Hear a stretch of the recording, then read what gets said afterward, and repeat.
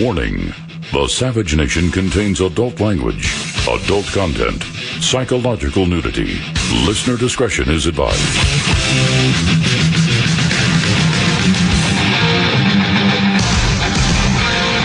And now, America's most exciting radio talk show, The Savage Nation, home of unprotected thought, borders, language, culture. And here he is, Michael Savage. Islam is not our adversary. Muslims are peaceful and tolerant people and have nothing whatsoever to do with terrorism. The obsession in some quarters with a clash of civilization, or repeating the specific words radical Islamic terrorism, isn't just a distraction. It gives these criminals, these murderers, more standing than they deserve. Now, we know Hillary Clinton is a serial liar. We know that she's a liar and has been a liar from the day she appeared on the national stage. But now she is aiding and abetting the enemy. Welcome to the Savage Nation.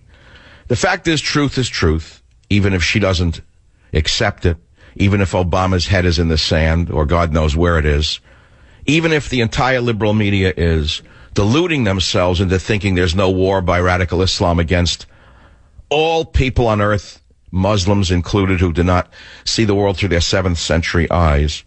Apparently the idiot named Hillary Clinton didn't know about the Fort Hood massacre by Nidal Hasan, the Muslim psychiatrist.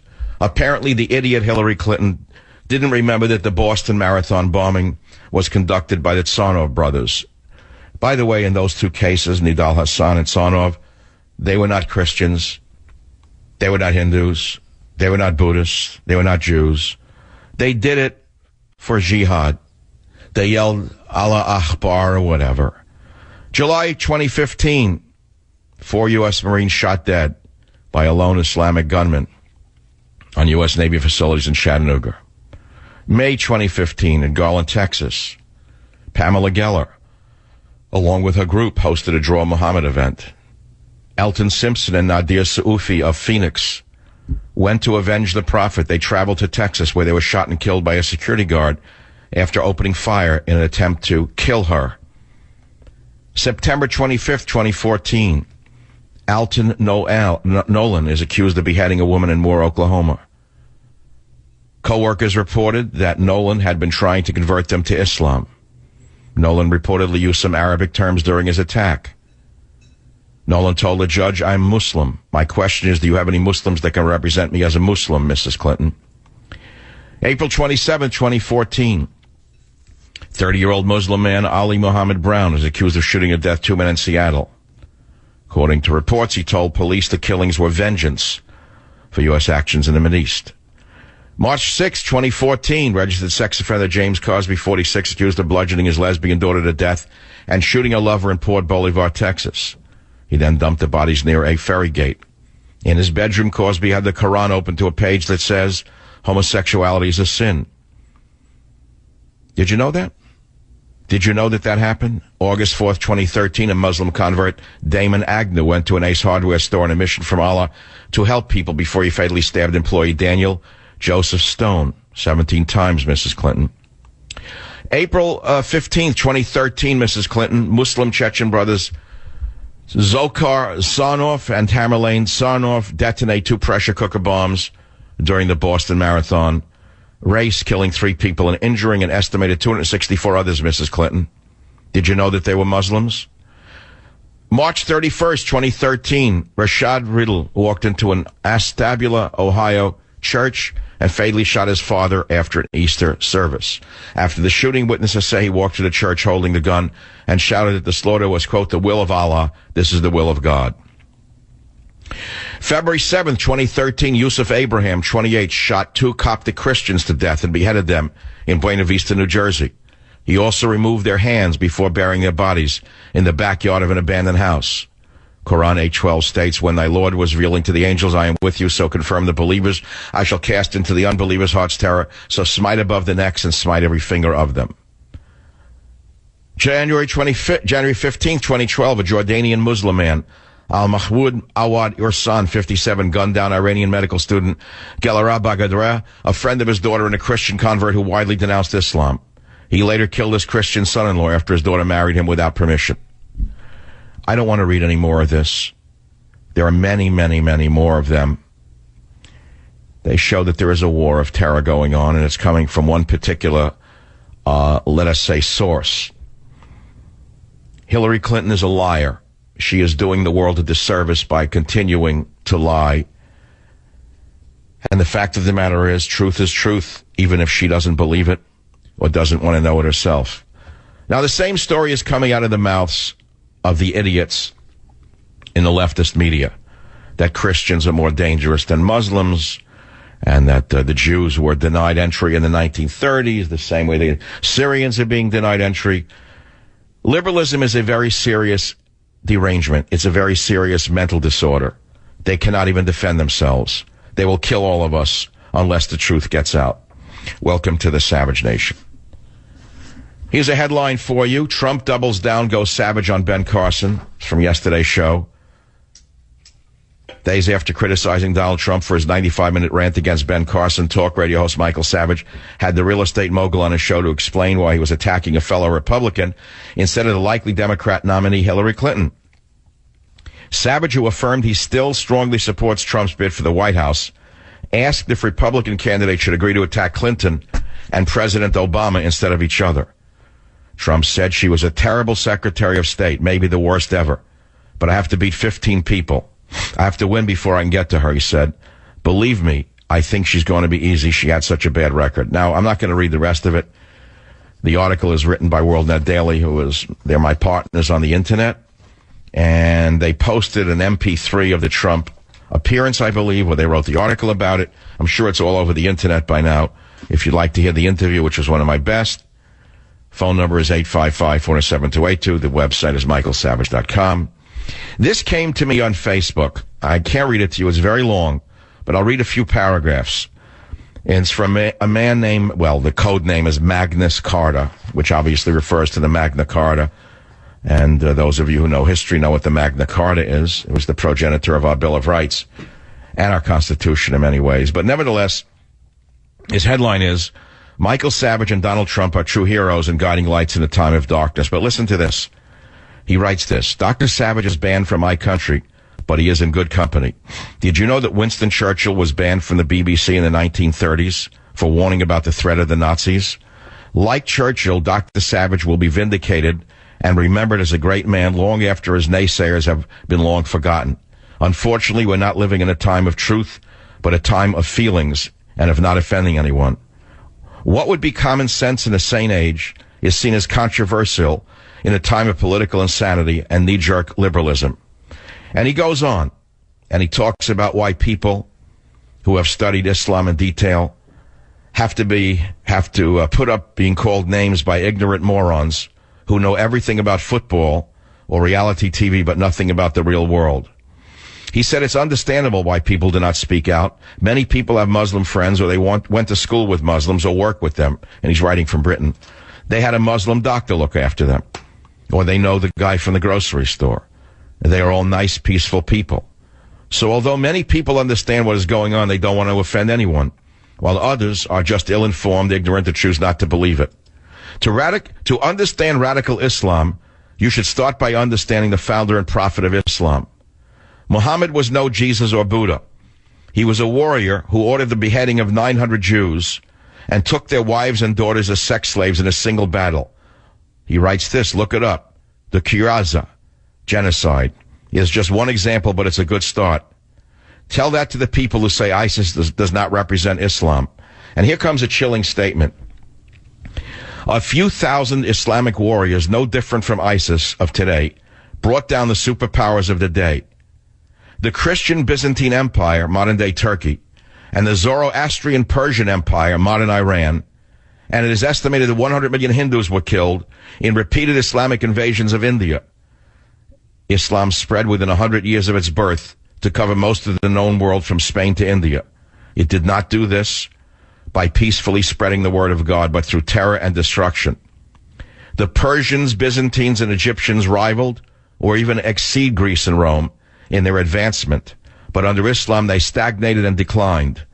Stop making excuses that the attacks are because of the Iraq War or because of what Israel is doing to the Palestinians. Islam has been attacking and trying to conquer Europe for 1,000 years. They succeeded in Spain until the Reconquista. And if Muslim armies had not been defeated at the Battle of Tours in 732 and at the gates of Vienna in 1683, the whole of Europe could have fallen to Islam. There would have been no Renaissance, no Enlightenment, no Industrial Revolution. We would be living in a dark age.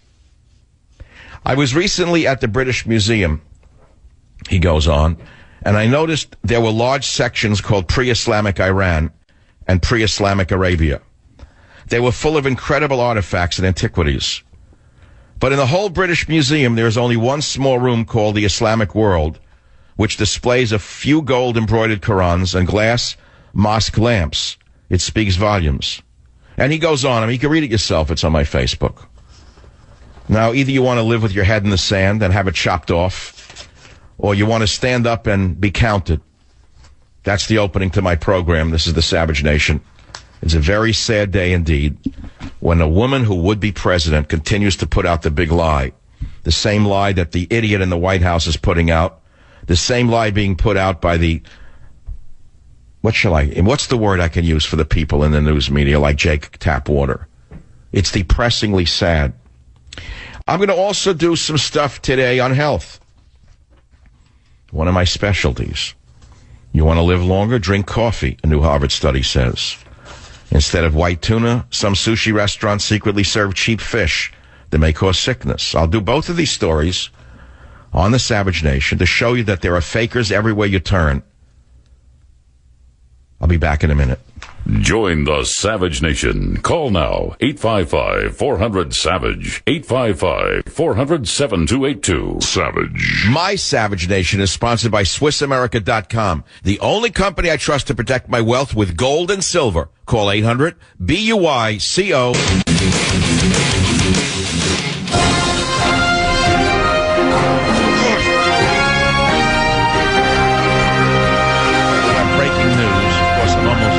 Sound level.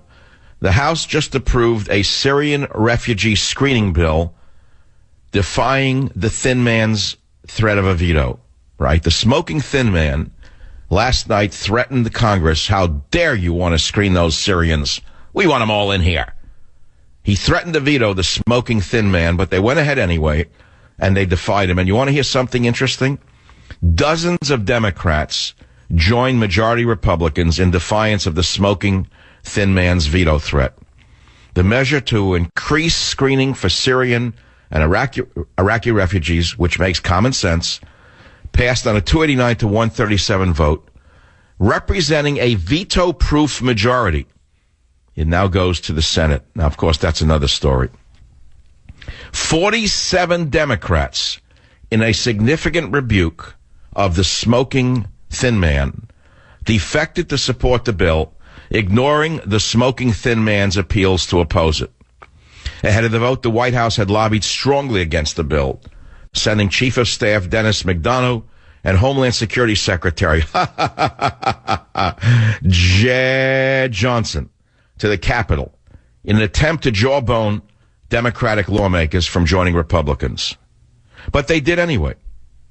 Among them, Representative Sean Maloney, Democrat in New York, said Thursday that people are understandably frightened and the administration should bring a better argument on such a toxic issue. That's shocking. Now, what does the bill actually do? It would require the FBI director to certify a background investigation for each refugee and several top security officials, including the DHS secretary, to certify that each refugee is not a security threat to the U.S. before a refugee from Iraq or Syria can be admitted. Now, on the eve of this vote, the White House, in the form of the angry, hostile, anti-American, smoking thin man, issued a formal veto threat, saying that the current screening process was excellent. Nothing needs to be done. Of course, we all know the country's security is at stake.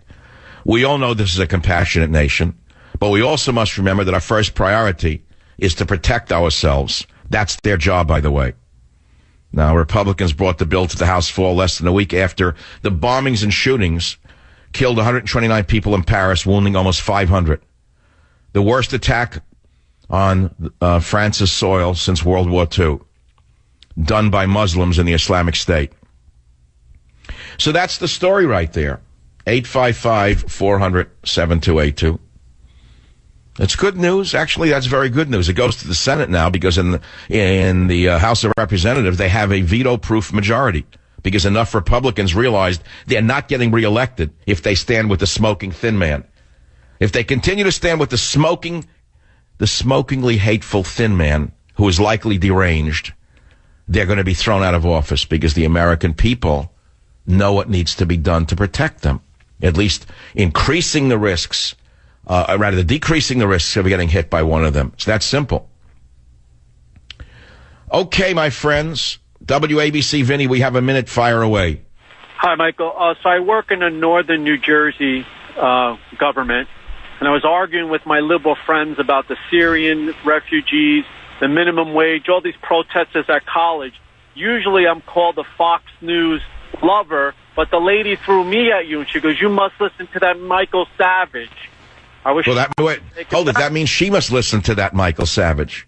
Exactly, but I just never thought that you would be thrown in. What? I have a Thanksgiving gift for her. Can I give it to you to give to your coworker since she's a new listener?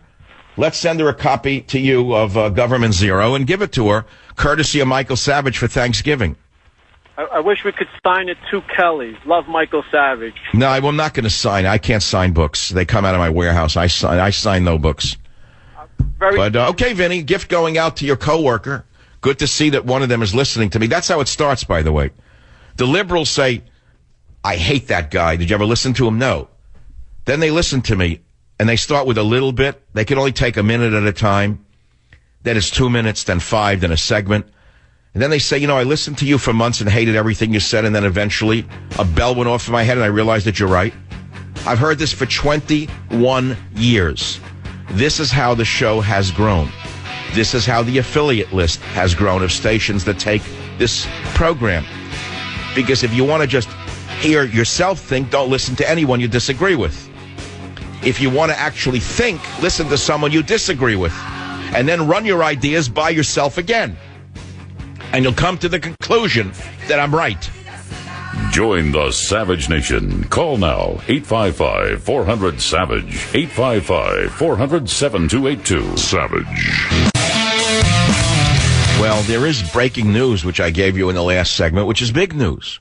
Despite the fact that the smoking thin man in the White House last night threatened Congress once again with a veto, the House of Representatives overwhelmingly just approved legislation toughening the screening of Syrian Iraqi refugees, and a large number of Democrats who realized they'd be thrown out of office joined their Republican cohorts to pass this common sense legislation.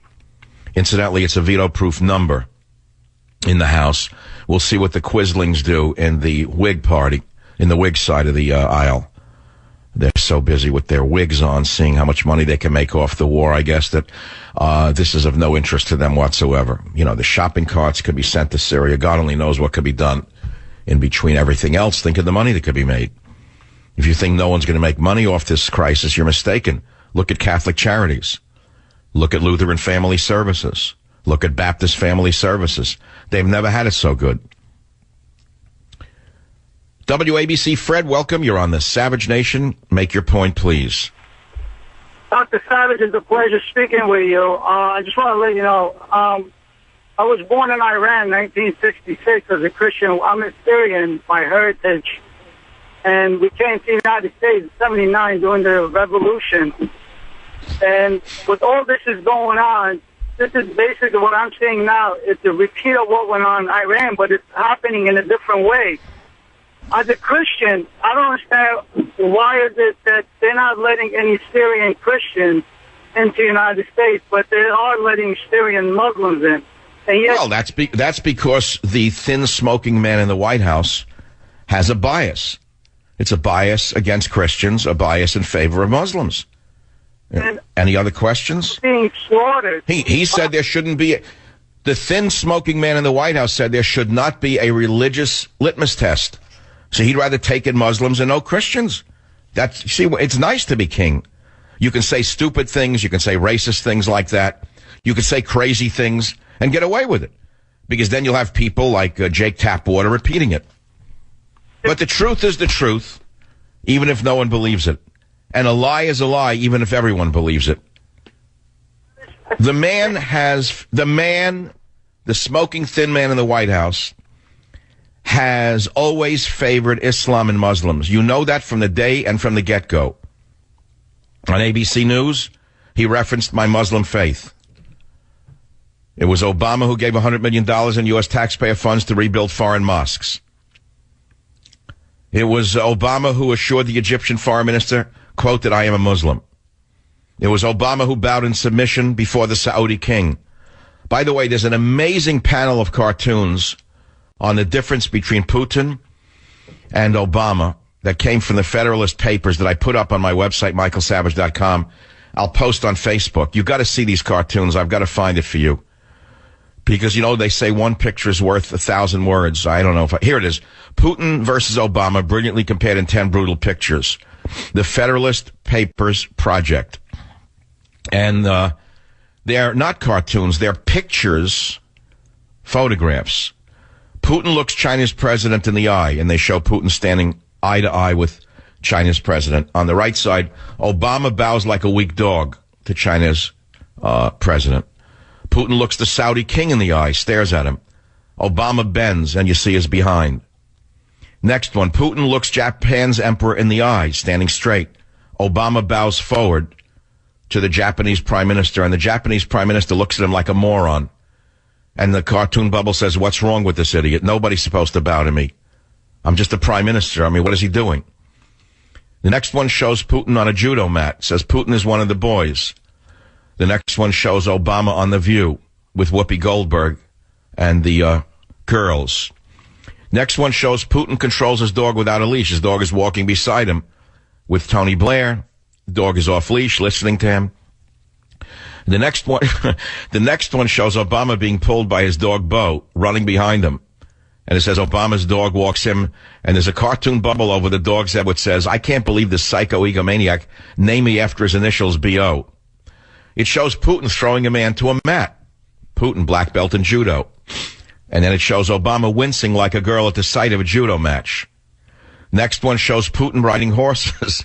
And the one on the right shows Obama riding girly bicycle with helmet. Okay, that's what they did. I mean, I don't know whether you agree with it or not. Just, it's a picture. Then it shows Putin married to soft-spoken beauty. Obama, well, okay, we won't go into that. Putin, eye of the tiger. Obama, feminine look and smile. When the two of them meet face to face, well, you get the picture. He's a laughingstock on the world stage. The only people who still believe in him are Chris Matthews, who gets a chill up his spine and his leg when he sees him. Trump defends Carson rant on Savage Nation. Obama says Syrian refugees no bigger threat to the U.S. than tourists.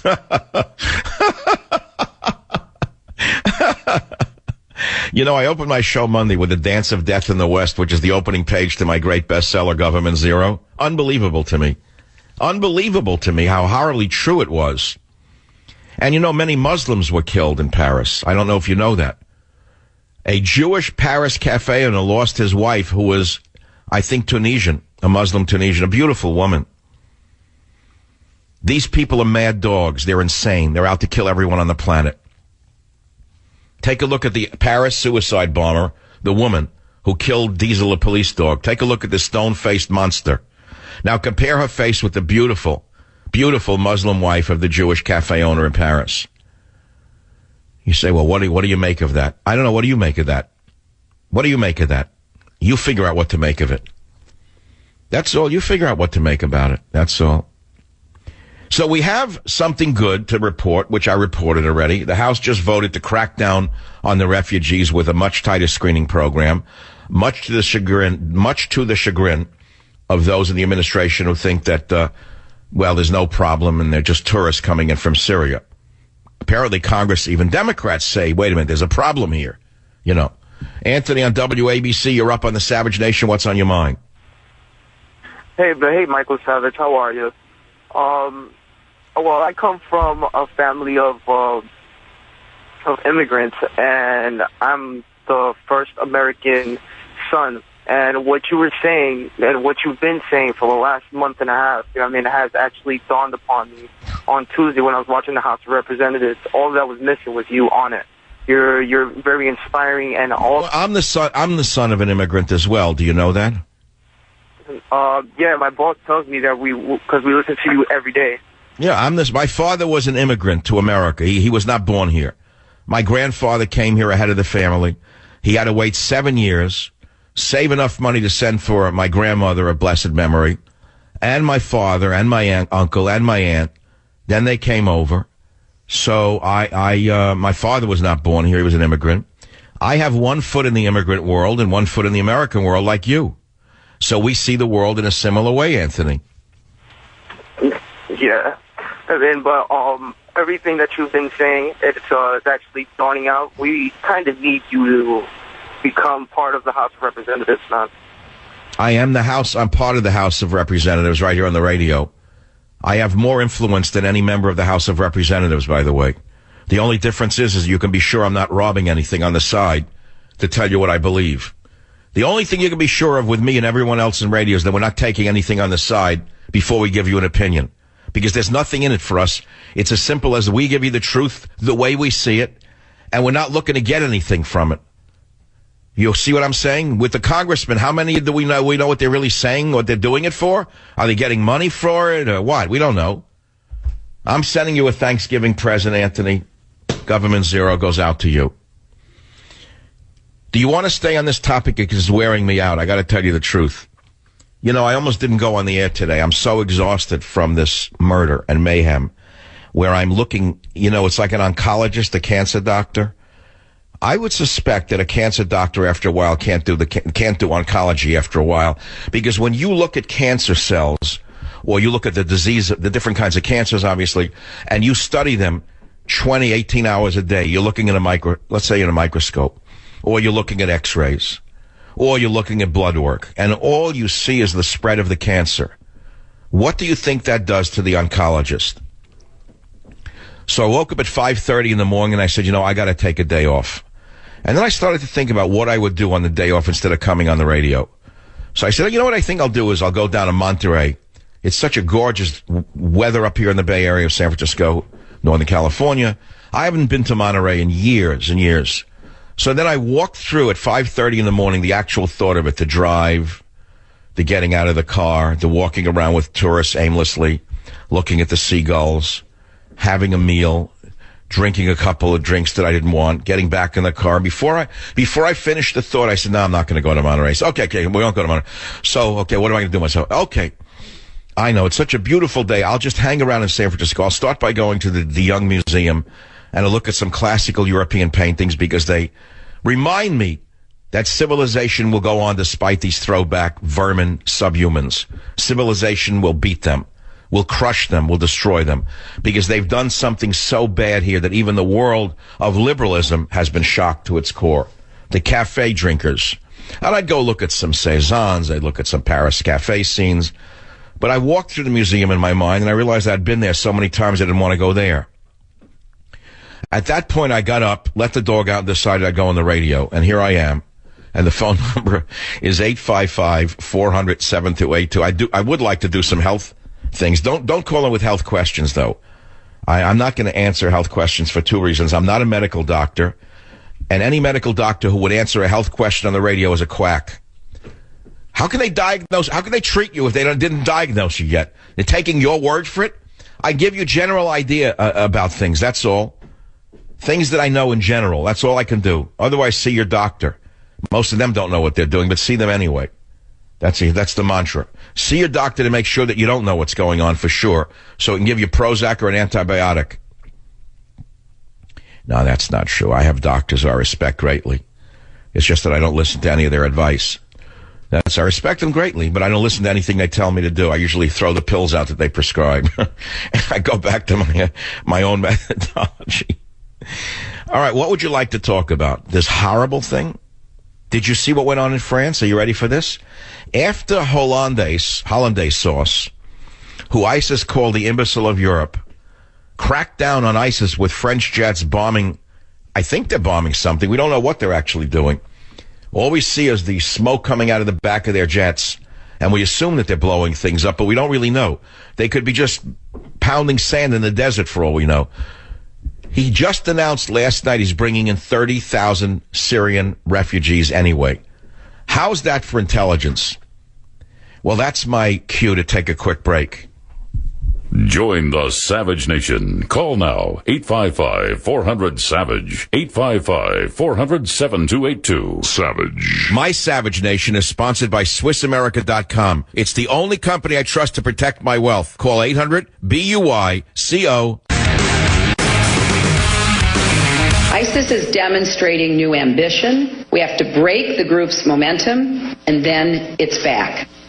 Our goal is not to deter or contain ISIS, but to defeat and destroy ISIS. All right, so she's trying to demonstrate she's tougher than the thin smoking man in the White House. Does she mean it? Who knows? Who knows what she means? We know that there's only one person who'll do it. Trump, period, end of story. It's simple. He'll unleash the force of hell on them. They won't know what hit them. And I want to talk about that at some point. I don't have the time right now. I may do it in the next hour. I've been thinking about this. It's going to take total war to defeat them. Make no mistake about it. A strike here and a strike there is going to do nothing. Now, I want to remind you of something that many of you are not aware of, and it's a horrible reality, but you know you can't argue with reality. World War II, end of World War II. The Japanese had lost their Air Force. They had lost their Navy. After some horrible battles, we almost lost the war. And there was the issue of taking the homeland because they wouldn't surrender. The people wanted to surrender, but the militaristic wing of the Japanese people, which was the military, would not surrender because it was not in their culture to surrender. Bushido required they never surrender to an enemy. They'd rather commit suicide. And so they vowed to fight to the death. And the atrocities of the Japanese army throughout the war equaled that or exceeded that of ISIS. You don't understand that. This is not the first time the world has seen this type of barbarism. You can compare it, as I did, and I was the first in the media to do it because I know a little bit about history, to the Mongol invasions, where they killed everyone in town. If they took a city, the Mongols killed everyone except the women that they wanted to enslave and rape. Did you know that? They burnt everything to the ground. They blew up everything. They decimated the whole city. So what ISIS is doing is no different than what the Mongols did. And for that matter, the Japanese did the same thing in many ways. Take a look, for example, at the rape of Nanking. If you know the history of the rape of Nanking, it was an atrocity equal to that of the Mongols. But what I'm getting at is, look at the beheadings of the Japanese military. Look how they beheaded American, Australian, British soldiers that they captured. They starved people to death, humiliated them, cut their heads off. So, what am I getting at? There was only one way to defeat such a barbaric enemy. And we had a war leader at the time, Harry Truman. I don't know if you know this little part of history, but his name, Truman, scared the Japanese. When FDR died, the vice president, Truman, took over. And history teaches us that the Japanese leadership was very worried because they said, now we're going to have a real problem because Truman is now in office.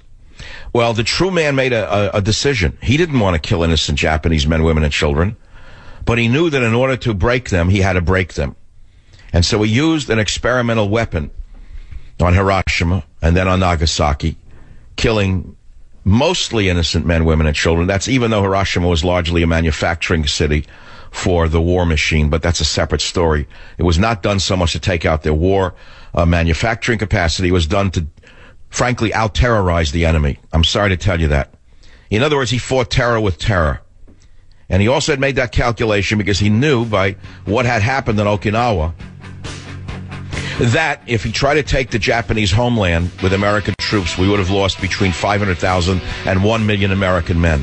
And what he said was, better them than us. My father-in-law wouldn't have survived the war. He just almost died in the Mediterranean. He's a naval officer. And then they were ready to ship him to Japan. He wouldn't have survived that one. what happened to him in the Mediterranean was enough to last a lifetime of scarring. Join the Savage Nation. Call now, 855-400-SAVAGE, 855-400-7282. Warning, the Savage Nation contains adult language, adult content, psychological nudity. Listener discretion is advised.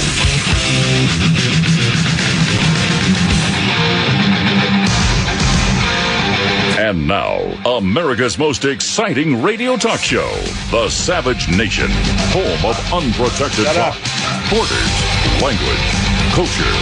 And here he is, Michael Savage. Well, here he is, Michael Savage. I guess we'll go with hour two with the Boston Marathon bombing, Muslim Sano brothers, Nidal Hassan, Muslim psychiatrist at Fort Hood, and about 100 other issues like this, and yet Hillary says it's not Muslims, we shouldn't worry about it. Well, the fact of the matter is, the House of Representatives, the United States House of Representatives, just voted to increase scrutiny of refugees wanting to come in from Syria and Iraq, a common sense measure. And so many Democrats joined Republicans on this vote to increase scrutiny on refugee screening process, that it is a veto-proof measure, making Obama furious because he threatened to veto this. It passed 289 to 137 just an hour ago. Only 2 Republicans voted against the bill, while 47 Democrats joined the majority in voting to pass the legislation. Now, I'm sure you want to know which Republicans voted against the bill, and we'll get that to you on the Savage Nation.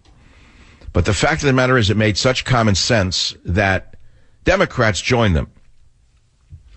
Of course, not to be outdone by stupidity is Representative Nancy Cuckoo Clock Pelosi, saying this bill does not make us safer, it does not reflect our values. Look who's talking about values. Here's a woman who went to the sex parade, the gay sex parade with whips and chains and leather, and says that's San Francisco's values. Says this bill does not make us safer, it does not reflect our values, and it does not have my support. She prefers a bill put forward by Representative Strange Zoe Lofgren. Unbelievable idiot. What a bill she came up with. Now let's see what Paul Ryan said, the new speaker. He said, this plan pauses the program. It's a security test, not a religious test. Ryan's remarks came before the passage of McCall's bill, stressing, quote, we cannot and should not wait to act, not when our national security is at stake. He said this is the first step to protect Americans and to defeat ISIS. He's right. So the House did something good, defying Obama. And we'll have to see what happens when it gets to the Senate, because that's a whole different world over there. The Whigs are a whole different thing. Donald Trump was on the Savage Nation yesterday with people saying the best interview he's done ever. He said, people said to me that you and Trump have a special rapport that nobody else in the media seems to have. You kind of talk the same language. You talk the same lingo. It sounds like you come from the same place. Well, he came from the good side of the tracks, and I came from the poor side of the tracks. In Queens, New York. He was on the other side of Union Turnpike than I was. I was in the attached red brick row houses, and he came from a family of means, and they lived in a beautiful detached home up near Cunningham Park. I always aspired to live there. Of course, I don't aspire to live there anymore, but I'm just saying to you, we grew up breathing the same air. He went to private schools. I think he went to the New York Military Academy. I never went there, but I had a friend who did go there. He was such a troublemaker that his father had to send him there. And he met a lot of South American guys, kids from rich families, Venezuela, Argentina. They were the most fun-loving guys I ever knew in my life. Those South Americans at 15, they looked like men of 30 with mustaches. It was something to hang out with them, I got to tell you. Going through Manhattan with them was a lot of fun. And we're trying to still go on with our lives, and we're trying to protect ourselves. But we know that lunatics like Hillary Clinton, who put out the same mantra that they've been putting out since the beginning of time, are not going to protect us. It's only guys like Trump who I think could do the right thing, to be very, very frank with you. And we agree with each other on so many things. WJR, Carol, go ahead, please. You're up on the Savage Nation. Hi, Dr. Trump. Dr. was glad to hear Donald Trump on your program yesterday explaining why he made those insulting remarks about Dr. Carson, which immediately lowered my opinion of Mr. Trump. I was having such confidence in his ability. But we know what you're feeling, but that's not the point to hear what you're feeling. What did you think about Trump talking about why he said it? Well, I'll tell you, I still think he could have had a better choice of words. When he got that analogy about child molesting and that was... Ma'am, you're bringing back up the old history. That's not what I'm trying to talk about here. Trump explained why he attacked Carson. Isn't that why you called? Yes, he did. He did because it's competition. It's just a matter of competition, and they do this in all the... he said to me, Michael, you're very competitive. He said, if you were where I was competing with them, you would have been just as attack of Carson, maybe even where he actually said you would have been worse. Didn't he say that? Didn't Trump say that to me? Yes, but I don't think you would have used that choice of words. I don't think you would have used that analogy. Well, let me think about it. If I were Trump, and let's say I was ahead in the polls, and Carson had been creeping up on me with his nice guy approach, I don't know that I would have used that analogy, but people do make mistakes. They go in the wrong direction. But he certainly decimated Carson to the point that Carson is no longer a factor. Yeah, well, Carson is good, and I love Carson, but it's a matter of changing. He's a great surgeon, but I don't know if you can transfer that to what's deep. That's what I'm trying to say. That's how I feel. I mean, I think Carson would make a good head of the Department of, HHS, Health and Human Services. And I think that when Donald Trump appoints me to head up the NIH or something like that, I will appoint Dr. Carson to run HHS if I get that chance. That's a funny story unto itself. Do you realize what would happen if Trump actually follows up on my suggestion that when he wins, I take an appointment to run the NIH? Do you know what would happen in that? Do you have any idea what would happen in the world of science and medicine? I've thought about it. They would go insane.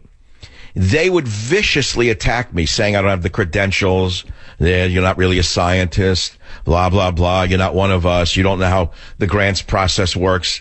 They are absolutely right. I don't know how the grants process works because there is no grants process. It's all patronage. It's one of the most corrupt systems, which is why we have very little science and why medicine has been stagnated in the United States of America. It is as corrupt as the U.S. government. What I would do is I would clean up the world of science and medicine, medical research, in a way that would give benefit to humanity, not just to Americans. Now, I know what'll happen. What will happen is that some of the top scientists at the NIH would say, if Donald Trump goes ahead and appoints Michael Savage to head up the NIH, we're resigning. Guess what Michael Savage would say? Go ahead and resign, see if I care. I'll bring in scientists from India.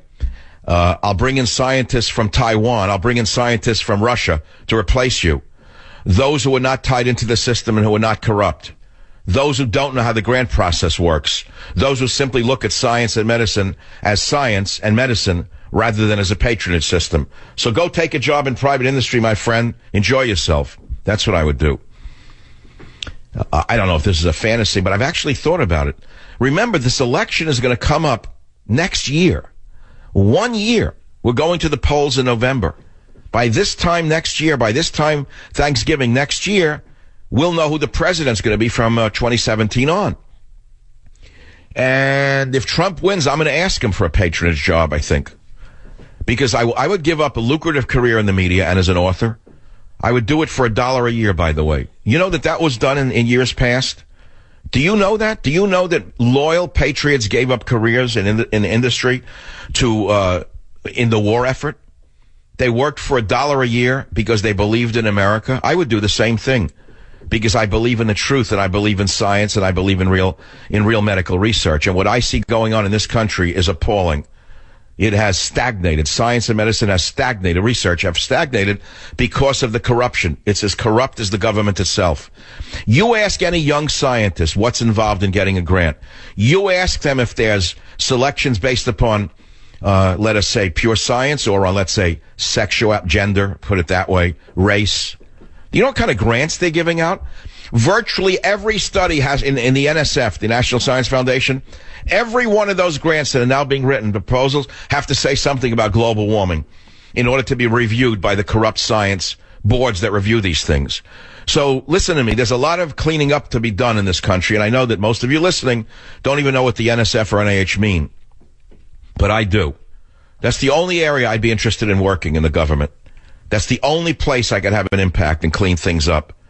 And I might do it for $1 a year. Give all of the money to charity, the government salary, and then keep the pension, too. I'll be right back. Join the Savage Nation. Call now, 855-400-SAVAGE, 855-400-7282. Savage. The Savage Nation is sponsored by Swiss America, the only company I trust with my financial future. Call 800-289-2646 or SwissAmerica.com. Welcome back to the Savage Nation with my mellifluous voice. And I want to talk now about the barbarism of ISIS and where it fits in history. And the comparison is best made to the Mongols, which I made about a month ago, because the Mongols did almost exactly what ISIS is doing right now. And who are the Mongols? Well, they came out of the north of China, and they were so vicious. They achieved a series of conquests that still has no parallel in human history. And these were the Mongols. And they appeared in the 13th century. They were a horde of nomadic horsemen. And they lived very much as their predecessors did, the Huns, subsisting chiefly on meat and mare's milk. And they lived in tents of felt. They had broken free from Chinese dominion, and they brought a number of other Turkish tribes into a military confederacy. Their central camp was on the Onon River in Siberia. And what happened next is that of conquest and horror. And who was their leader? Genghis Khan, you've heard of him. He was the leader of the Mongol Confederates. And he made war on the Chinese Qin Empire, and he captured Peking in 1214. He then turned westward and conquered western Turkestan, Persia, Armenia, and India, down to Lahore, and South Russia as far as Hungary and Silesia. Did you know that? Genghis Khan was such an effective monster that he conquered this vast territory, which resulted in a vast empire that reached from the Pacific to the Dnieper River. Now, let me pause right there. He was then succeeded by Ogdai Khan, and I don't want to go into all the details because you can say I'm getting a little off the track here, but the point is about what they did when the Mongols were victorious. They killed everyone. When they got into Hungary, for example, they massacred or assimilated the kindred Magyar, even as these people themselves, the Magyar, had previously massacred and assimilated the mixed Scythians and Avars and Huns before them. So the history of the Huns, the history of the Mongols was the same. When they conquered, they destroyed everybody. They killed everybody, except the women that they wanted to use as sex slaves. Very similar to what you see going on with ISIS right now. Something else you need to know about the Mongols, which is that they had a bitter animosity towards Islam. Did you know that? The Mongols captured the city of Baghdad, and they massacred everyone in Baghdad. They killed everyone in Baghdad. Everyone was killed, men, women, and children. Not only did they kill everyone in Baghdad, but they destroyed the immemorial irrigation system which had kept Mesopotamia incessantly prosperous and populous from the early days of Samaria. Baghdad at that time had one of the most advanced irrigation systems the world had ever seen, and the Mongols destroyed it. From that time on until our own, very recently, Mesopotamia was a desert. And, well, the rest is history. Now, what happened after the Mongols conquered, in addition to destroying and killing everyone? Well, did you know that the Eastern Mongols became Buddhists like the Chinese? Did you know the Western Mongols became Muslim? That's how the Muslims arrived in China. And I want to pause right there because the point is that the world has seen this type of barbaric behavior before. Most notably, as I've pointed out, by the Huns. Okay? And as I said in World War II, the barbarity of the Japanese in the treatment of the Chinese in particular equaled or exceeded that of the exceeded the barbarism of the Mongols. And so now we're facing a new barbarian, very much like them. They want to kill everyone in sight, convert everyone to their religion, if you want to call it a religion. And I understand that it's not classical Islam that we're talking about. I mean, I'm an educated man. You can easily say all Muslims are terrorists. You'd be wrong. But the fact of the matter is, their vision is that of a 7th century purist vision, which is absurd, outrageously absurd, because raping 8-year-old girls is not my idea of purism. Nevertheless, people are afraid that they will conquer the world. See, many people fear that ISIS can conquer the world through a series of small attacks like this, which have been going on forever. What happened in Paris will happen in America because of the weaklings we have running everything, because of the liars in the intelligence services. Even the brave men and women in the intelligence services have been hamstrung, and the right word is emasculated, even if they're women, by Obama's left-wing insanities. I mean, they know what might happen. Instead of preemptively arresting those terrorists and taking them in before they kill us, the maniacs in the Obama administration stick to their college girl view, which is that it wouldn't be our values, it wouldn't be this, it wouldn't be that. So it's inevitable that they're going to hit again in this country a few times before the people finally rise up and stop it themselves by electing someone like Donald Trump, who's a strong man, who finally does what needs to be done to stop them. Okay? Now, there's another reason that you don't need to fear that they're going to take over the world, because they're not going to. There's a huge difference that came to me in my sleep last night about the small Arab armies of 1,000 or less who took over 50% of the world in their 100 years. In only 100 years, these small bands of armies, very much like these ISIS terrorists, took over huge parts of the globe through the very same methods. Terror, raping, kidnapping, burning, destroying cities. There's a difference. And the difference is the very thing that ISIS is using to communicate with each other, to conduct these atrocities, is what will be their downfall. Because everyone now can see in an instant the vicious insanity of these throwbacks. In other words, they could have done it in the past and people would have heard about it, but they wouldn't have known about it, and they wouldn't have been prepared for them, nor would they have been ready to fight them. But now the very same internet that they use to advance themselves and their perverse view of Islam will be used against them to destroy them. When you see that Democrats have voted with Republicans today to crack down on a simple common sense measure to increase the scrutiny of refugees coming from Iraq and Syria, you can see that today, even these dodos, the Democrats, understand that they'll be thrown out of office because the people themselves know what must be done. You get it? I hope you get it. It's all in Government Zero. Join the Savage Nation. Call now, 855-400-SAVAGE, 855-400-7282. Savage.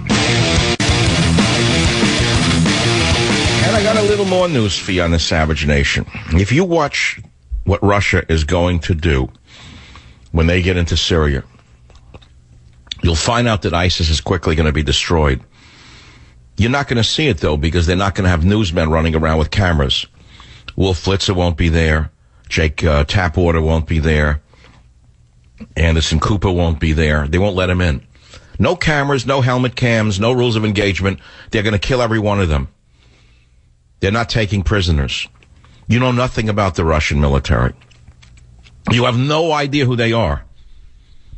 Now, we have men just as tough in our military. Make no mistake about it. They've just been hamstrung, to use a classy term, by the girls who are running the military. But Russians are not going to be hamstrung by Putin. There's going to be no video of it. They're going to kill every last one of them. They're not going to take prisoners. The thing you should know about a lot of the Russians is many of them are descended from Huns and from Mongols, by the way. So they know a little bit about monstrous behavior, if need be. I was asking, why are there so many great fighters coming out of the Ukraine? I asked someone about that the other day. How did this happen? Where did all these great fighters from Ukraine occur? How? I don't know. Where does fighting spirit come from? And what's their ancestry? It's an interesting question for another time. I think I'll take some calls, okay? Myrna on WABC, thanks. What are you calling about? What's on your mind?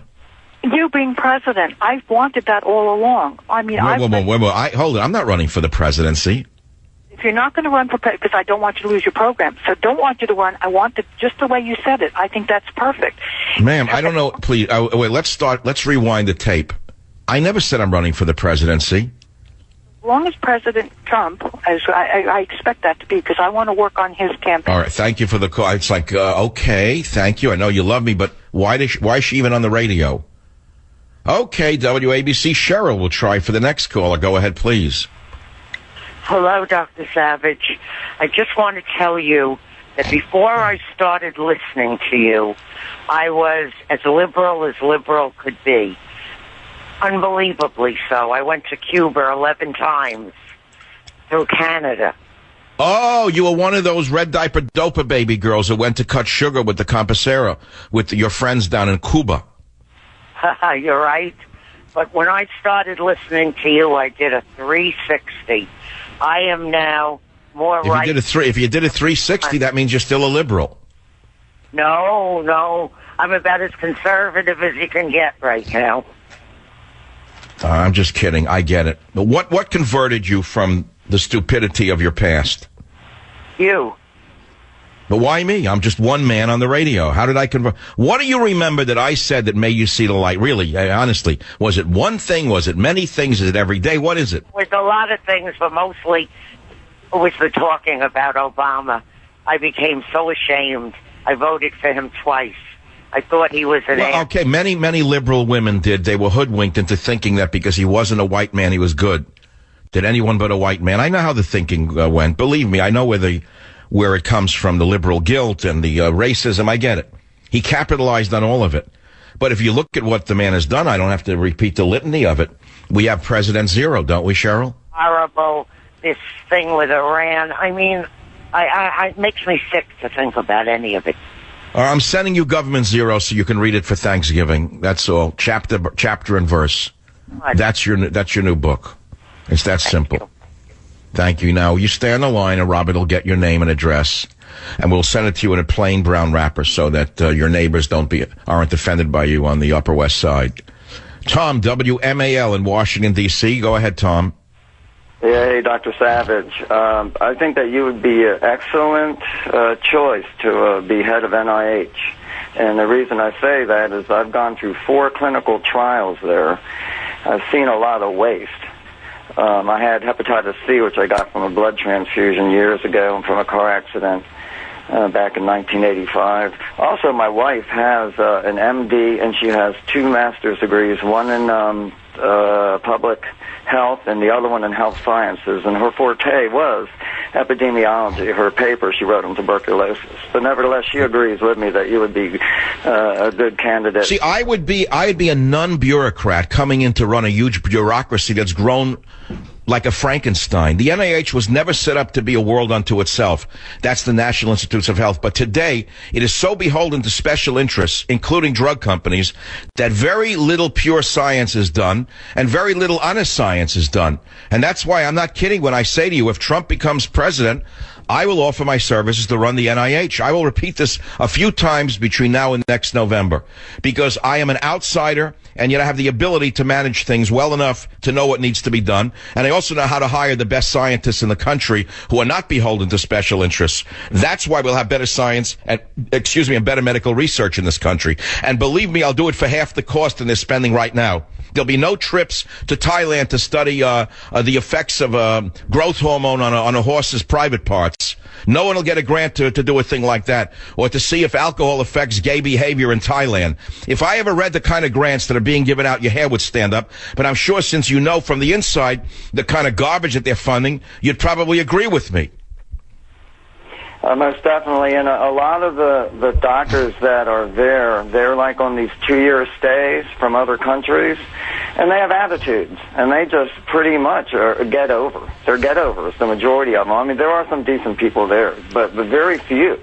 I mean, you know, like I was in like the liver, outpatient liver, for my situation, for these clinical trials that I was on. And maybe like 2 people out of maybe of the 12 on the staff there were probably the ones that were doing the real work, and the rest were just get-overs.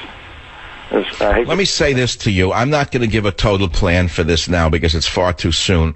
We've got to see what happens down the line. We've got to see where I'm at, 6-9 months from now.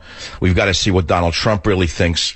I don't know that he would appoint me. I would certainly lobby for it because I'd leave radio for that. I'd leave writing books for that. I would do it as a public service to the United States of America. I think it would be a great capstone to my career and my life. I began as a young student who wanted to, do things that made sense in science. And the thing is to hire the best scientists in the world who are not beholden to special interests. And also you need great managers. In order to run a vast bureaucracy like the NIH or the National Science Foundation, you need to hire great managers, not great con men.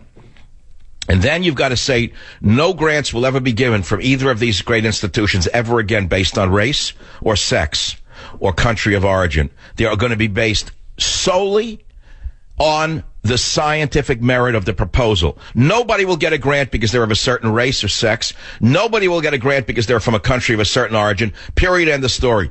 That's how I'd clean up the corruption in science. I have a whole chapter. I have to tell you, it's a passion of mine, and it's only for people who really know anything about this. In Government Zero, I have a whole chapter on zero science, and I talk about Lysenkoism then and now, and how they purged scientists who dissent in Russia, and how Obama has purged scientists who dissent in America today. And then I talk about how real science works. I talk about global warming and global cooling and how they're natural. And then I talk about inconvenient research, the Vostok ice core samples. I ask, where's the warming? And I talk about junk journalism for junk science. All in Chapter 9. I'm sending you a copy of Government Zero, the most important book of our generation. Stay on the line. 855-400-7282. Steve has a great answer to my question of where the Ukrainian fighting spirit came from. Steve, welcome from KVOR in Colorado. Where did it come from, the Ukrainian fighters? They came down the rivers. All those rivers in Russia, in the northern part, flow north.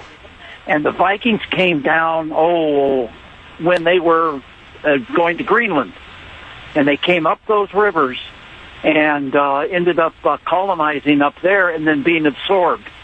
And so you've heard of the berserkers? Those crazy people that would carry big hammers and go into battle with, berserk. And so I thought that they were all across the bay from me in Berserkly. I didn't know that some of them were still over there. That's where they are. And but anyway, they came up those rivers and ended up being isolated and melting into the population. And so, does that explain why are these Ukrainians such amazing warrior? I mean, in the ring now, I kept asking, where did they come from? Or I see some of the Russian fighters who are absolutely not of any Viking descent. Some of them have the Mongol look. Have you seen some of them? Or the Tatar look on their face? Have you seen those? Yes. Same thing. These are naturally powerful, strong fighters who derive from a history of warriors. But it's a big change in the fighting world. There's no question about that. Steve, a copy of Government Zero goes out to you for Thanksgiving. Hey, I'll give it to my neighbor. Okay. Bernie, WABC, go ahead. You're on the air. What's on your mind? Yes, Steve. All right, whatever your name is, line 7, go ahead, please. Michael Savage, I just wanted to say to you that the ineffectiveness of this government is because our leadership is dumbing the population. I think a guy like Trump is a productive, effective leader. This is my first time calling him. I'm a little nervous. But I think that the guy has driven management skills, productive and effective forms of leadership that people have to get behind. The question is, how do you motivate the youth? They usually... Well, hold on. Let me ask you. I'm going to ask you something. This is an interesting poll came out from Quinnipiac, whoever they are, if you want to rely on them. Do you know that the millennials, the younger voters, want anyone except Hillary Clinton? Did you know that she's despised by the younger voters? Did you know that, Bernie? I understood that. They don't like her. They look right through her. They don't want an old lady who they know has a shady past running America, not after Obama. And every poll is showing that. No matter what the news media may say, no matter what Jake Tapwater may say, no matter how they try to pin a new outfit on her, they don't like her. Distrust is obvious. The question is, how do you motivate? I may be the distrust, but it's something more than distrust about Hillary. She's not a likable person. She's mean-spirited. And most young people who have grown up as extremely liberated people do not want a nasty old woman telling them what to do. She looks just like a nasty old grandmother. They don't want her in the U.S. They don't want her in the White House telling them what to do and playing leadership. They don't like her looks, and that's why I think that's why they'll go for Donald Trump. Even though he's an older guy, he has a savoir-faire about him. I don't know if you heard the interview with him yesterday, but there was a certain distance in the conversation between him and I, distance from him, in him, that projected a sort of humor. There was a certain humor in Donald Trump. He's maintained a sense of humor behind it all. Secure. All right, Bernie, stay on the line. I'm sending you a Thanksgiving gift, and it's not Government Zero. We're sending you a box of stuffing that is instant stuffing. You just add hot air, hot water, and send it to the White House. I'll be right back. Join the Savage Nation. Call now, 855-400-SAVAGE, 855-400-7282. Savage. Hey, our Savage Nation is sponsored by SwissAmerica.com, the only company I trust for wealth insurance, gold and silver. Call 800-BUYCO. Can you imagine the people that Donald Trump might appoint to various departments? Look, I know my limitations. Someone says, oh, you're so smart. Well, I know what I know. I know what I don't know. But the thing is I also know how to listen to reality, and I know who's giving me the BS job. If I've had to do it to survive where I am, I can tell truth from fiction. So you look at a Department of Defense. Who would you appoint as Defense Secretary? If you were advising Donald Trump and he becomes president, who do you think he would pick? He once said he would put somebody like General MacArthur in there. And believe me, we have individuals in the military who are capable of running the Defense Department a lot better than the individuals that Obama has chosen, who've done nothing but basically spend their whole time trying to cut the budget of actual combat troops and integrate transsexuals. And definitely make sure the transsexuals are comfortable on submarines. That's their whole goal. Make sure we can have a transsexual on a submarine. That's their whole motivation every night. They get up in the middle of the night not worrying about ISIS, but whether or not Caitlyn Jenner would be comfortable on a nuclear submarine. So that's something you'd think about. So who would he appoint? Well, for the Department of Defense, he'd pick probably some great general with combat experience, probably one of those who have been purged by Obama.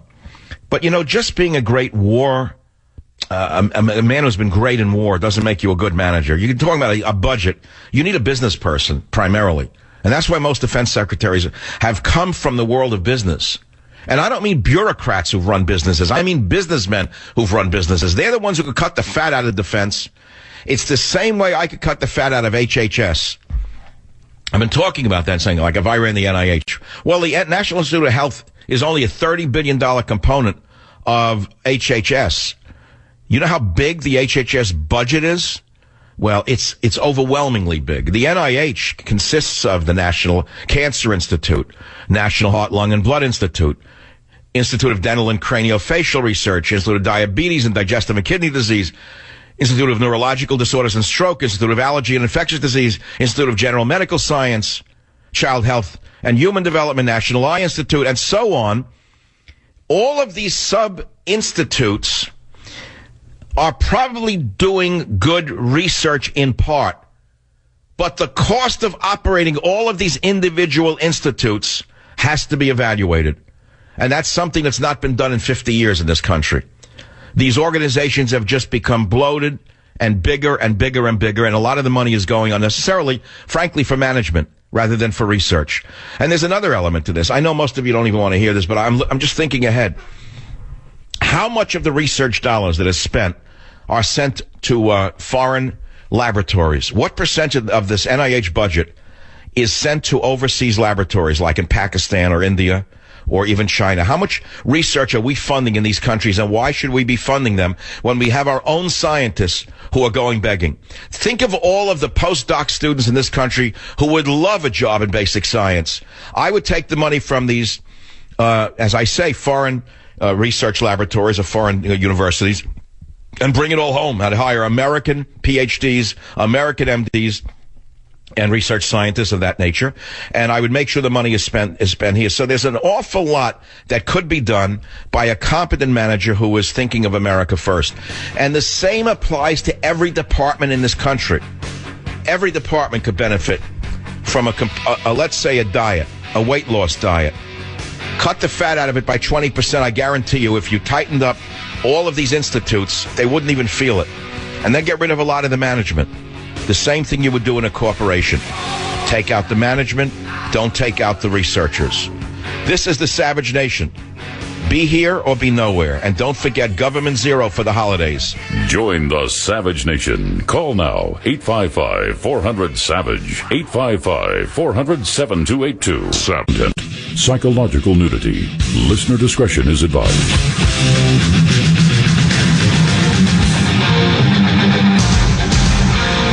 And now, America's most exciting radio talk show, The Savage Nation, home of unprotected talk, borders, language, culture. And here he is, Michael Savage. Well, welcome to hour number 3 of The Savage Nation. Breaking news is very good news. I mean, there's mixed news, there's bad news, there's good news. Syrians trying to break into America through the Mexican border were caught.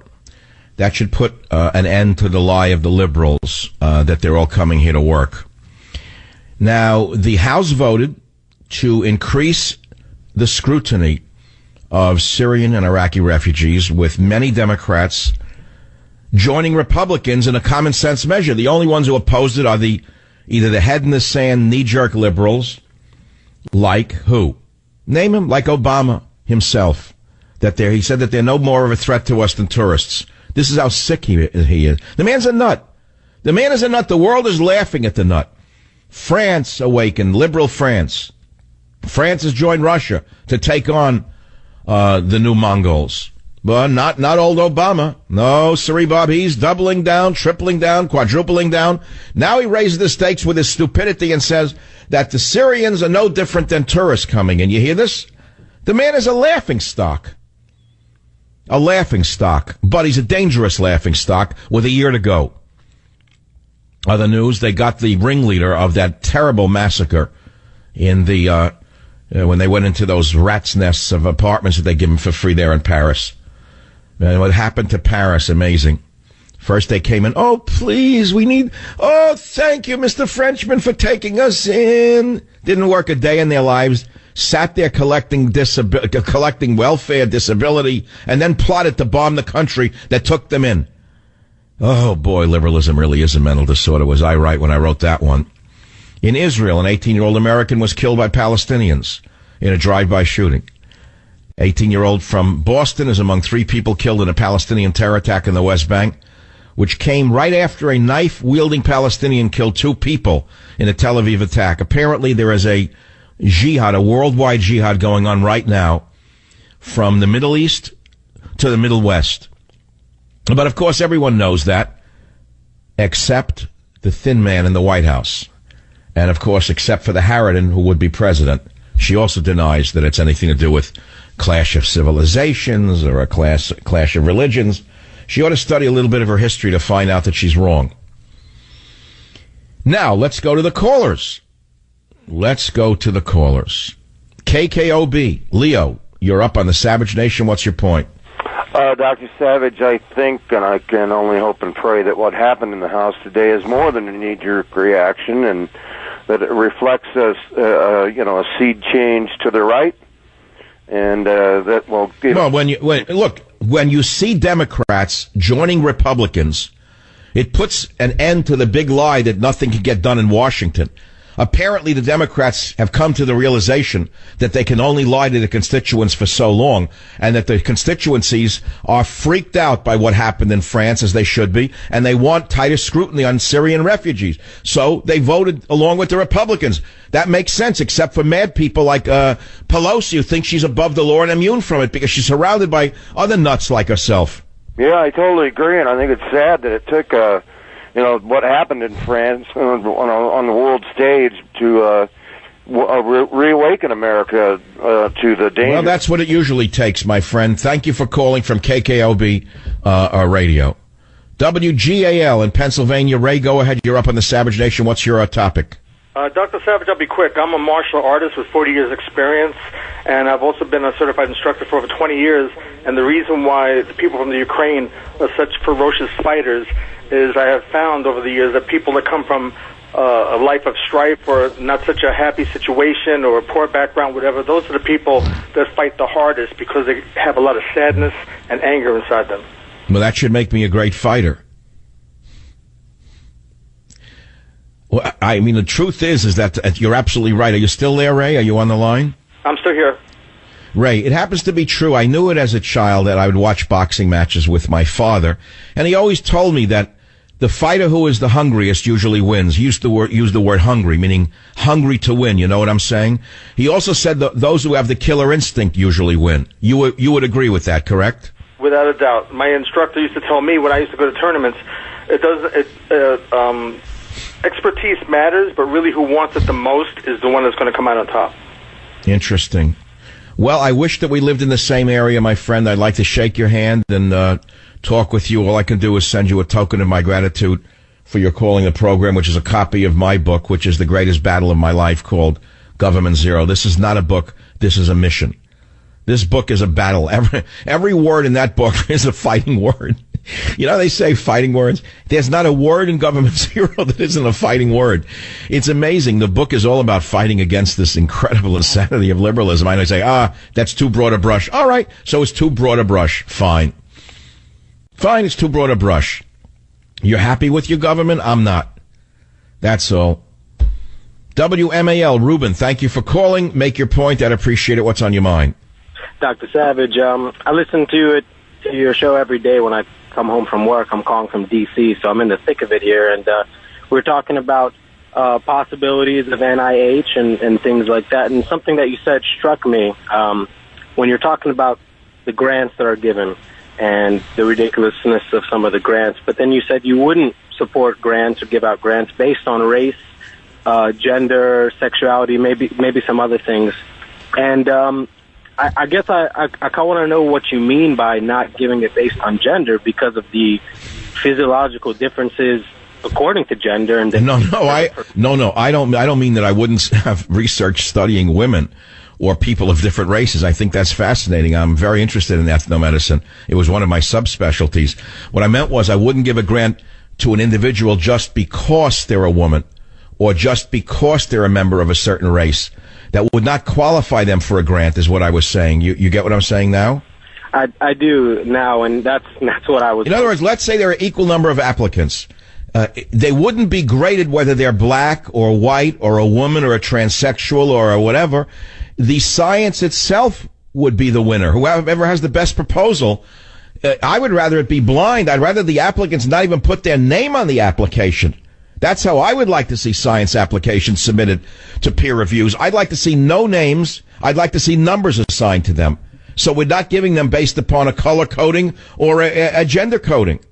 And that's why I could clean up HHS and NIH. I hope that answers your question, Ruben. Look, it's all a pipe dream. First, what's his name? Donald has to win. Then he has to decide whether he wants to take an outsider like me and put me in charge of HHS or NIH.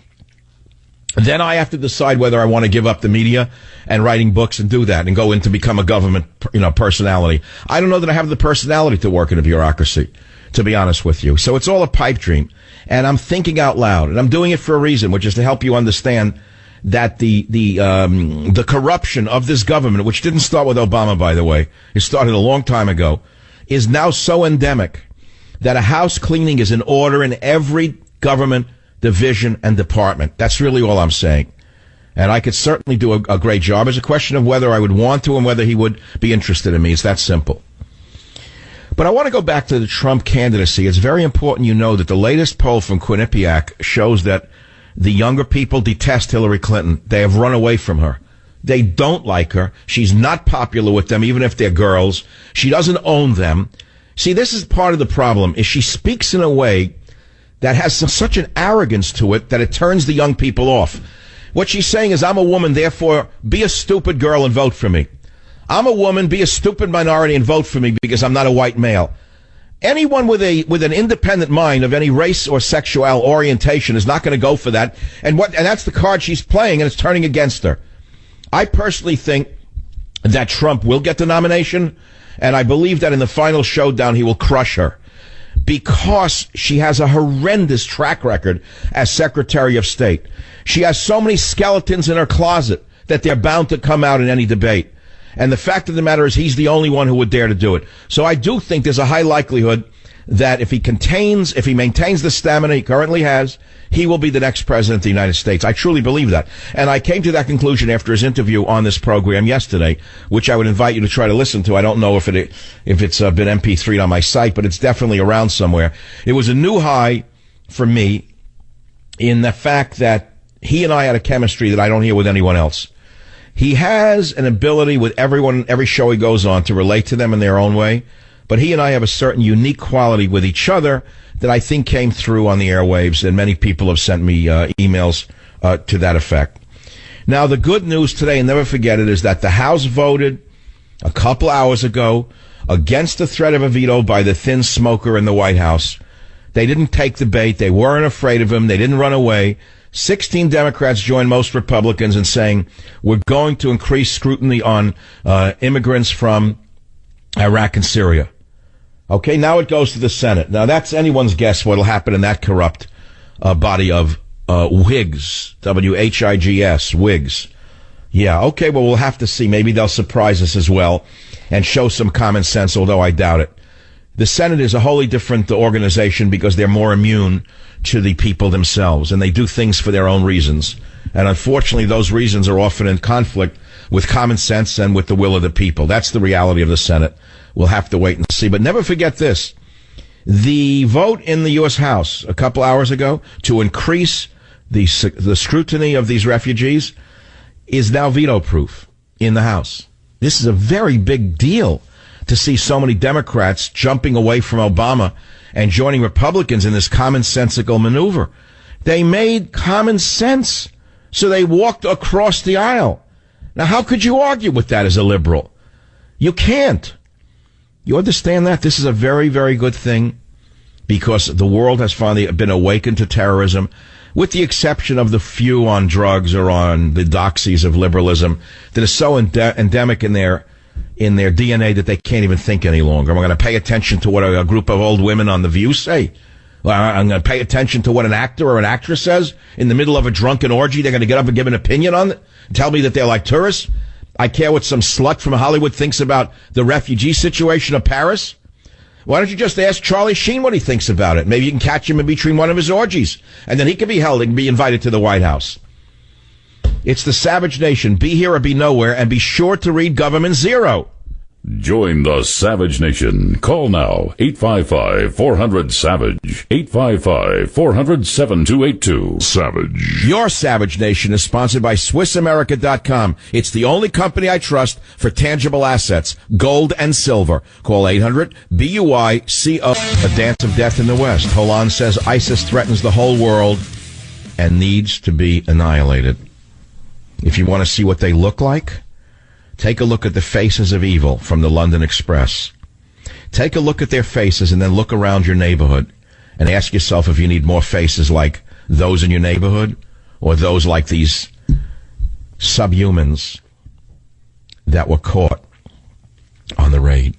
By the way, the Muslim bomber was a big pothead, according to his ex-wife. He sat in his apartment and smoked dope all day long. Now, something on that I want to mention that I've mentioned over the years that nobody seems to remember in the media. You know the word assassin, of course. You know where the word assassin derives from? Do you know what hashish and assassin have in common? Did you know that most assassins in the Middle East did use and continue to use hashish before involving themselves in these subhuman events where they become dehumanized themselves from the hashish? Did you know that marijuana and hashish dehumanize you? Which is why Harvey Weinstein, Katzenberg, Matzenberg, Ratzenberg, and others continue to show marijuana as a healthy herb for you to use? Do you understand that marijuana dehumanizes you? Do you understand that the word hashish and assassin derive from the same root word? Do you understand that assassins to this day still smoke dope before going out on one of their sick missions? Think about that the next time you think you're just having a J. Because you're not just having a J, you're killing your soul. Black Guy for Black Lives hate mongers. Did you see that story? Did you see their hashtag, F Paris? Because the babies, the crybabies in the black Lives Matter movement were upset that the world was paying attention to real victims. Next story from the New York Post on the Savage Nation. Are you ready for this one? The death of the West, Charlie Cleen. After his HIV diagnosis, Charlie Cleen spent $1.6 million on hookers. Now you know why he had such a hit on television. Now you know why the media extols these people, because they're one and the same. Muslim congressman defends Muslim Syrian refugees' First Amendment rights, even though they're not citizens, just as we expected from a Muslim congressman. Representative Keith Ellison defends the Muslim Syrian refugees, saying they have First Amendment rights. How could they have rights if they're not here yet? Well, the answer is, as you well know, when you are a co-religionist, you put your religion ahead of your nation. Asked about his reaction to proposals from lawmakers such as Republican presidential candidate Senator Ted Cruz to block Muslim Syrian refugees as a precaution against allowing Islamic State terrorists into the country, Ellison said that he had a simple response. I say Congress shall make no law establishing a religion or prohibiting the free exercise thereof. The Minnesota Muslim Democrats said on More Snotty Nonsense by Chicks. So he used one of our laws as a Trojan horse to bring more of them in. Now, of course, most of them won't be suicide bombers or terrorists. We know that. But let me ask you good liberals a question. What if only a small percentage of them turn out to be such? Would you then say that the person responsible for the deaths that result should be arrested? See, I think Ellison should sign a paper that says, I guarantee that none of these Muslim refugees will wind up committing terrorism in America. And if they do, I'll take personal responsibility for it. I'll put up my house, I'll put up my car, I'll put up anything else I own as collateral against such future damage in a fund for any Americans harmed by any of these wonderful, wonderful fellow travelers of mine, or shall I say co-religionists of mine. And I think the same should apply to any one of the other bleeding heart liberals who want the Muslims from Syria to come in here. Put up a piece of collateral and put it into a national fund that shall be used for those victims should they occur. How's that for an idea? I think it's a fine idea. Give me your tired, your poor, and your bomb maker. That should be the new inscription on Obama's Statue of Disliberty. Give me your tired, your poor, and your bomb maker. That should be a new plaque attached to the Statue of Disliberty, erected somewhere in Washington, D.C. Remember, Government Zero warned you about this. No borders, no language, no culture. Read all about President Zero's plans. Join the Savage Nation. Call now, 855-400-SAVAGE, 855-400-7282. Islam is not our adversary. Muslims are peaceful and tolerant people and have nothing whatsoever to do with terrorism. Now, we know Hillary Clinton is a serial liar. We know that she's a liar and has been a liar from the day she appeared on the national stage. But now she is aiding and abetting the enemy. The fact is truth, even if she doesn't accept it, even if Obama's head is in the sand, or God knows where it is, even if the entire liberal media is deluding themselves into thinking there's no war by radical Islam against all people on earth, Muslims included, who do not see the world through their 7th century eyes. Apparently, the idiot named Hillary Clinton didn't know about the Fort Hood massacre by Nidal Hasan, the Muslim psychiatrist. Apparently, the idiot Hillary Clinton didn't remember that the Boston Marathon bombing was conducted by the Tsarnaev brothers. By the way, in those two cases, Nidal Hasan and Tsarnaev, they were not Christians. They were not Hindus. They were not Buddhists. They were not Jews. They did it for jihad. They yelled Allah Akbar or whatever. July 2015, 4 U.S. Marines shot dead by a lone Islamic gunman on U.S. Navy facilities in Chattanooga. May 2015, in Garland, Texas, Pamela Geller, along with her group, hosted a Draw Muhammad event. Elton Simpson and Nadir Soufi of Phoenix went to avenge the Prophet. They traveled to Texas, where they were shot and killed by a security guard after opening fire in an attempt to kill her. September 25th, 2014, Alton Nolan is accused of beheading a woman in Moore, Oklahoma. Co-workers reported that Nolan had been trying to convert them to Islam. Nolan reportedly used some Arabic terms during his attack. Nolan told the judge, "I'm Muslim. My question is, do you have any Muslims that can represent me as a Muslim, Mrs. Clinton?" April 27, 2014. 30-year-old Muslim man Ali Muhammad Brown is accused of shooting to death 2 men in Seattle. According to reports, he told police the killings were vengeance for U.S. actions in the Mideast. March 6, 2014, registered sex offender James Cosby, 46, accused of bludgeoning his lesbian daughter to death and shooting a lover in Port Bolivar, Texas. He then dumped the bodies near a ferry gate. In his bedroom, Cosby had the Quran open to a page that says, "Homosexuality is a sin." Did you know that? Did you know that happened? August 4th, 2013, a Muslim convert, Damon Agnew, went to an Ace Hardware store on a mission from Allah to help people before he fatally stabbed employee Daniel Joseph Stone 17 times, Mrs. Clinton. April 15th, 2013, Mrs. Clinton, Muslim Chechen brothers Zokhar Sarnoff and Tamerlane Sarnoff detonate 2 pressure cooker bombs during the Boston Marathon race, killing 3 people and injuring an estimated 264 others, Mrs. Clinton. Did you know that they were Muslims?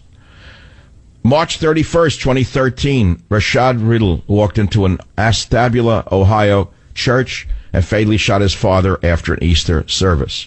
After the shooting, witnesses say he walked to the church holding the gun and shouted that the slaughter was, quote, "the will of Allah. This is the will of God."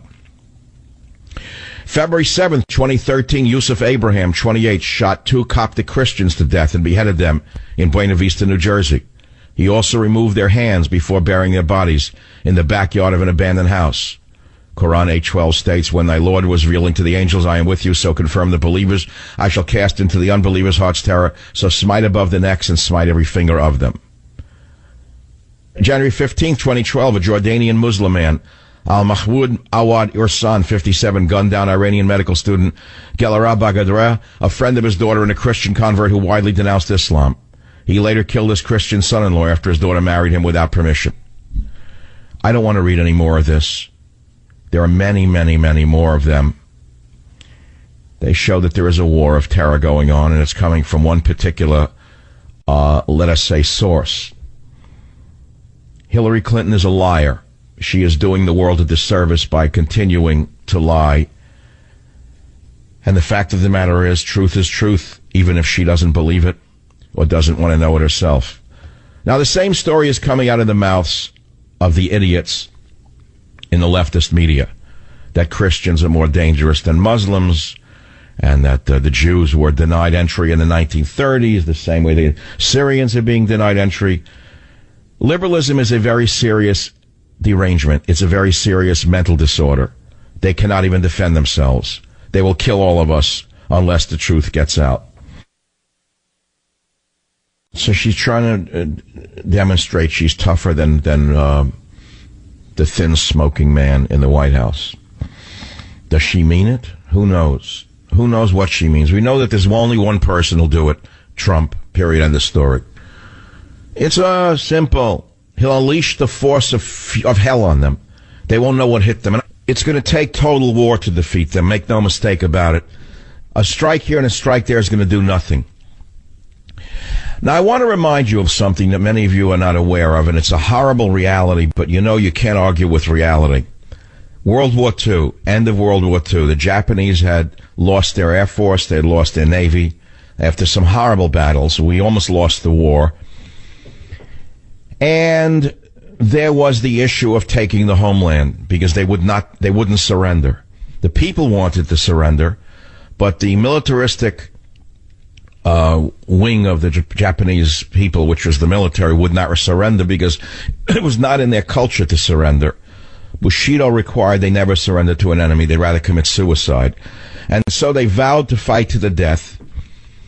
And the atrocities of the Japanese army throughout the war equaled that or exceeded that of ISIS. You don't understand that. This is not the first time the world has seen this type of barbarism. You can compare it, as I did, and I was the first in the media to do it because I know a little bit about history, to the Mongol invasions, where they killed everyone in town. If they took a city, the Mongols killed everyone except the women that they wanted to enslave and rape. Did you know that? They burnt everything to the ground. They blew up everything. They decimated the whole city. So what ISIS is doing is no different than what the Mongols did. And for that matter, the Japanese did the same thing in many ways. Take a look, for example, at the rape of Nanking. If you know the history of the rape of Nanking, it was an atrocity equal to that of the Mongols. But what I'm getting at is, look at the beheadings of the Japanese military. Look how they beheaded American, Australian, British soldiers that they captured. They starved people to death, humiliated them, cut their heads off. So, what am I getting at? There was only one way to defeat such a barbaric enemy. And we had a war leader at the time, Harry Truman. I don't know if you know this little part of history, but his name, Truman, scared the Japanese. When FDR died, the vice president, Truman, took over. And history teaches us that the Japanese leadership was very worried because they said, now we're going to have a real problem because Truman is now in office. Well, the Truman made a decision. He didn't want to kill innocent Japanese men, women, and children, but he knew that in order to break them, he had to break them. And so he used an experimental weapon on Hiroshima and then on Nagasaki, killing mostly innocent men, women, and children. That's even though Hiroshima was largely a manufacturing city for the war machine, but that's a separate story. It was not done so much to take out their war manufacturing capacity. It was done to, frankly, out-terrorize the enemy. I'm sorry to tell you that. In other words, he fought terror with terror. And he also had made that calculation because he knew by what had happened in Okinawa that if he tried to take the Japanese homeland with American troops, we would have lost between 500,000 and 1 million American men. And what he said was, better them than us. You know, a couple of books ago, I said, stop the coming civil war. And I said to you that Obama's been engaged in a civil war against civil society long before he was foisted upon us by the secret hands behind this amazing, amazing situation that we're in. And now the whole world finally recognizes the danger to their societies from Muslims. I mean, in plain English, I can't mince words anymore, because amongst the good ones, there's some bad ones. At a time like this, you don't bring in refugees. You let it all sort itself out. You get rid of ISIS. Then you even ask yourself, why do we need to bring in refugees at all? I mean, but you don't foist them upon a people that's opposed to it. And yet they continue the big lie. They continue to double down on their double talk. They're saying that they're mainly women and children. The exact opposite is true. Every study has shown that majority of Syrian refugees that Obama is rushing through the gates are single men of military age, and yet they keep lying that they're women and children. I would hope that Jed Johnson and every other official in this corrupt administration be required by an act of Congress to put up a personal surety bond, collateral, in other words, of a house, something in value of $1 million or more, that would go into a fund that will be used for the victims of terrorism, should such victims occur somewhere down the line from any of the, quote, innocent refugees that they're bringing in. I hear the applause. Savage, once again, you're ahead of the pack. Savage, you came up with a great idea. If they're so convinced that they're all safe and wonderful and wholesome, clean as the driven snow, as it were, then I ask each of these wonderful government officials who are just certain, to 100th degree of certainty, 100% of certainty, that all of them are innocent, they will not harm us, that they put up collateral for a victims fund, a future victims fund. And should none of these refugees conduct an act of terror within, let's say, a time period of 10 years, they get their money back with interest. See, the fund would earn interest. The collateral will earn interest. Then Jed Johnson, the corporate attorney from Wall Street, who is so sure of these things, even the president should put up some collateral. He's a rich man. He could write a book and get a $20 million advance. Put up the advance of a future book on this fund for innocent victims of these refugees should they occur. Is that irrational? Now, why am I so sure that we're going to have a terrorist attack from amongst the refugees? Why? Because the law of averages would tell us that it's going to happen. The law of average would say that amongst these innocent refugees, there's going to be some bad apples, and they're going to hurt some American people. What do I mean by government zero? It means a government unto itself. A government unto itself. No representation for the American people. An article just came out in the Drudge Report that a governor of Tennessee, was it the governor of Tennessee? No, a lawmaker in Tennessee wants to put the National Guard to stop the refugees. Activate Guard to stop refugees. Don't let them into the state. Bring them back to ICE. Do not let any of them into the state. Tennessee GOP leader round up Syrian refugees, remove them from the state. They're not coming to Tennessee, they're yours. He said, take them back to the ICE center and say, they're not coming to Tennessee, they're yours. Wouldn't that be wonderful? Instead, we have Moonbeam in California saying, give us your tired, your poor, and your possible suicide bombers, because we need the votes. There's more. It gets even worse, but I don't know how much of this you can take. I personally can't sleep these days. I'm having a rough time. I mean, I sleep, but then I think about this, and the only question that keeps going back and forth in my mind, and it's the pregnant question. There's only one question in my mind. How would you stop it, Michael, if you had the power? And there really is only one answer. And the one answer is not going to happen. You know what the one answer is.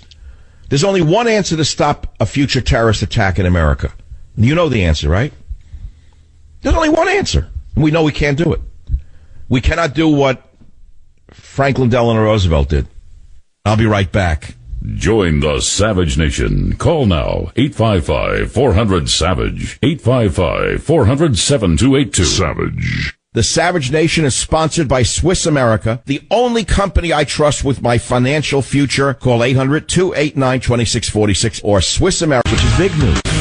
Despite the fact that the smoking thin man in the White House last night threatened Congress once again with a veto, the House of Representatives overwhelmingly just approved legislation toughening the screening of Syrian Iraqi refugees, and a large number of Democrats who realized they'd be thrown out of office joined their Republican cohorts to pass this common sense legislation. Incidentally, it's a veto-proof number in the House. We'll see what the Quislings do in the Whig party, in the Whig side of the aisle. They're so busy with their wigs on, seeing how much money they can make off the war, I guess, that this is of no interest to them whatsoever. You know, the shopping carts could be sent to Syria. God only knows what could be done in between everything else. Think of the money that could be made. If you think no one's going to make money off this crisis, you're mistaken. Look at Catholic Charities. Look at Lutheran Family Services. Look at Baptist Family Services. They've never had it so good. But the truth is the truth, even if no one believes it. And a lie is a lie, even if everyone believes it. The man, the smoking thin man in the White House, has always favored Islam and Muslims. You know that from the day and from the get-go. On ABC News, he referenced my Muslim faith. It was Obama who gave $100 million in U.S. taxpayer funds to rebuild foreign mosques. It was Obama who assured the Egyptian foreign minister, quote, that I am a Muslim. It was Obama who bowed in submission before the Saudi king. By the way, there's an amazing panel of cartoons on the difference between Putin and Obama that came from the Federalist Papers that I put up on my website, michaelsavage.com, because, you know, they say one picture is worth 1,000 words. Putin versus Obama, brilliantly compared in 10 brutal pictures. The Federalist Papers Project. And they're not cartoons, they're photographs.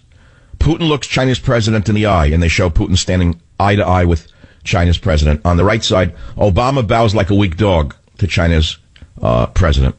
Putin looks the Saudi king in the eye, stares at him. Obama bends, and you see his behind.